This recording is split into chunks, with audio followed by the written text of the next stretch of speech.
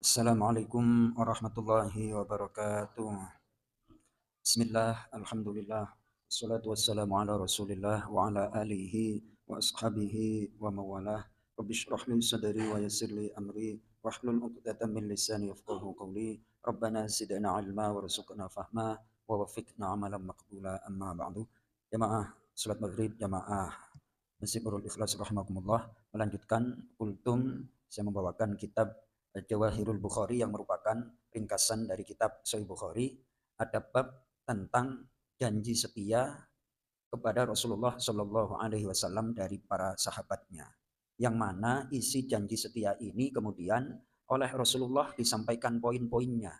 Nah, ternyata poin-poinnya itu adalah termasuk dosa-dosa besar yang harus dihindari. Di dalam Al-Quran, surah An-Nisa ayat yang ke-31, Allah Subhanahu wa taala berfirman, ayatnya adalah sebagai berikut. A'udzu billahi minasyaitonir rajim. Bismillahirrahmanirrahim. In tajtanibu kaba'ira ma tunhauna 'anhu nukaffir 'ankum sayyi'atikum wa nudkhilkum mudkhalan karima. Shadaqallahul azim. Allahumma arhamna bil Qur'an. Yang artinya jika kalian menjauhi dosa-dosa besar yang kalian dilarang darinya, maka kami akan menghapus kesalahan-kesalahan kecil kalian. Tidak hanya itu, wa nudkhilkum mudkhalan karima, dan kami akan masukkan kalian ke tempat yang mulia, yakni surga. Bagaimana cerita dari baiat Rasulullah kepada para sahabatnya, janji Rasulullah terhadap para sahabatnya, diriwayatkan dari sahabat Ubadah bin Samit radhiyallahu an.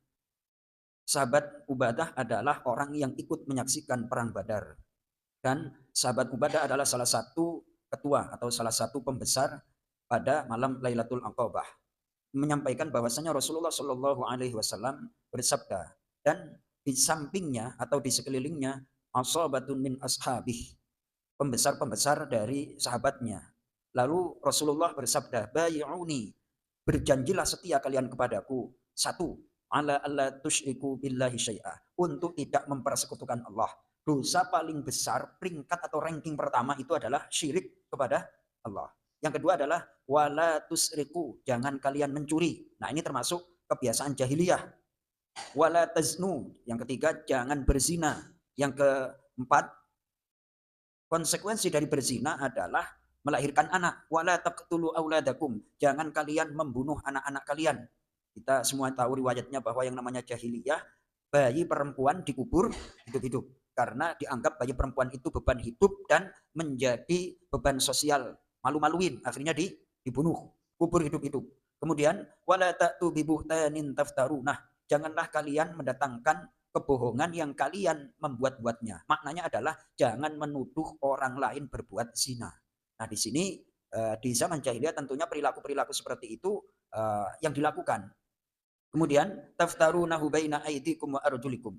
Jadi jangan menuduh orang lain berbuat zina padahal tidak berzina. Kasusnya ini kalau dikaitkan dengan masalah fikih, laki-laki biasanya kalau tidak suka sama istrinya di zaman jahiliyah atau mau nikah lagi, enak aja dituduh berzina. Nah, seperti itu. Ya, menang-menangan zaman dulu lah. Jadi perempuan itu memang di zaman jahiliyah nggak ada harganya. Dalam Islam ketika Rasulullah Shallallahu Alaihi Wasallam datang membawa Islam, betul-betul derajat dan martabat wanita itu diangkat. Yang kedua, yang keenam, wala ta'su fi ma'ruf. Jangan kalian mendurhakai sesuatu yang ma'ruf, yang baik. Jangan sesuatu yang baik itu ditolak. Faman wa faminkum fa ajruhu 'ala Allah. Dari 6 poin itu, siapa yang memenuhi di antara kalian, maka pahalanya adalah diserahkan kepada Allah. Pahalanya ditanggung oleh Allah. Wa man asaba min dzalika syai'an, siapa yang melakukan satu dari 6 dosa besar tersebut, fa'uqiba fid dunya, dia akan disiksa di dunia. Dan siksaan itu fahuwa kafaratun lahu, adalah sebagai penebus dosa.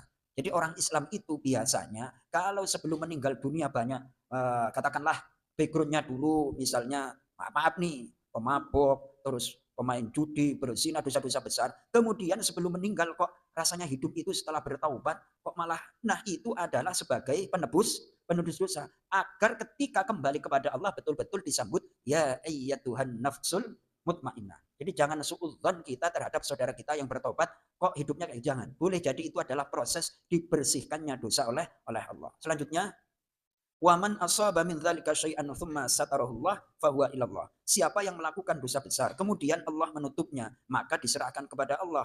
Insya'a afa anhu. Kalau Allah berkehendak, Allah ampuni. Wa insya'a aqabahu. Kalau dia Allah berkehendak, ya Allah menyiksa. Nah, tapi biasanya orang kalau sudah bertobat kan keturunannya itu biasanya baik-baik. Keturunannya baik-baik. Boleh jadi dengan istighfar anak keturunannya, dosanya orang tuanya diampuni. Sekali lagi, kemudian fabayanahu an dzalik. Para sahabat itu kita berbaiat kepada engkau ya Rasulullah untuk meninggalkan dosa-dosa besar. Jadi Mas Toto, orang Islam ya insya Allah nggak ada lah Masjid Nurul Ikhlas itu yang secara kasat mata itu melakukan dosa besar, subuh, kesiangan. Terus apa lagi Mas Toto? Apa? Apa biasanya terus jalan, terus ada cewek cantik, nggak dilihat gimana? Kok lihat Ustadz? Bukannya saya melihat, tapi terlihat. Lah akhirnya bagaimana? Pakai helm, apa namanya, dengan kaca film yang 80%. Nah itu bagaimana? Kata para ulama, kalau kita menjauhi dosa besar, ini dijamin oleh Allah dalam surah An-Nisa ayat 31, dosa kecil itu diampuni oleh Allah Subhanahu wa taala. Mudah-mudahan dosa kecil kita hindari, dosa besar kita tinggalkan, sehingga kita mendapatkan mudkhalan karimah, tempat yang baik, surga yang mulia dari Allah Subhanahu wa taala. Terima kasih. Assalamualaikum warahmatullahi wabarakatuh.